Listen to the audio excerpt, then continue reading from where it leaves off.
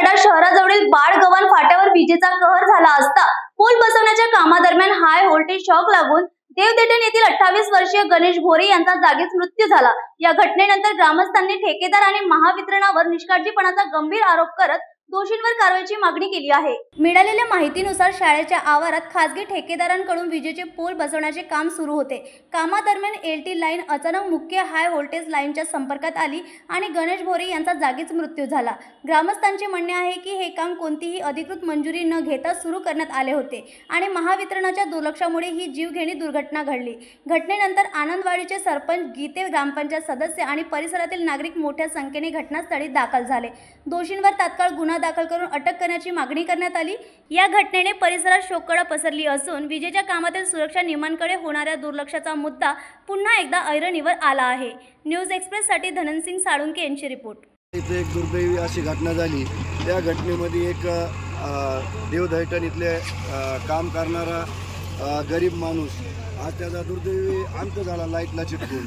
सदरील बाब सब स्टेशनला महावितरणला कसलीही परवानगी घेतली नाही। खाजगी ठेकेदार आणि इथे कॉलेजचे जे अध्यक्ष आहेत लता बनगर यांनी बेकायदेशीरपणे लाईट घेतल्यामुळे आणि तिथे 133-32 केवीची लाईट गेलेली होती। त्याचं कसलंही सँक्शन घेतलं नाही, परमिट घेतलं नाही आणि ते लाईन चालूच आणि काम लाईट चालू असताना काम करण्यात आले आणि एक निष्पास गरीब कुटुंबातील एक अरुण भोरे म्हणून एक व्यक्तीची गणेश भोरे याची हत्या झाली। याला जबाबदार खाजगी ठेकेदार आणि कॉलेजवाले आणि महावितरणवाल्यांनी याची कसलीही दखल घेतली नाही। यांना काम चालू आहे त्याची महावितरणने दखल घ्यायला पाहिजे होती।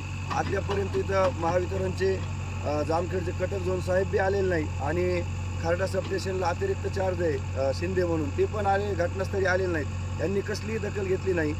तरी आज त्या व्यक्तीचे लहान लहान मुलं आहेत ते वारेवर आलेले, पत्नी आई वडील एकदम वयस्कर आहेत। आज त्यांचा करता माणूस हरवलेला आहे तरी यांना न्याय भेटावा आणि याच्या कॉलेजवर आणि त्या खाजगी ठेकेदारावर रितसर कारवाई व्हावी आणि यांच्यावर गुन्हा दाखल व्हावा। मागच्या वेळेस बाळगव्हाणामध्ये बी अशी दुर्दैवी घटना झाली होती, त्या घटनेचा बी अद्याप कसलाही नाही।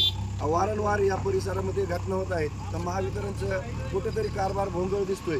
तरी या महावितरणला बी थोडं शासनाने याची दखल घेऊन यांच्यावर मनुष्यवादाचा गुन्हा दाखल करावा।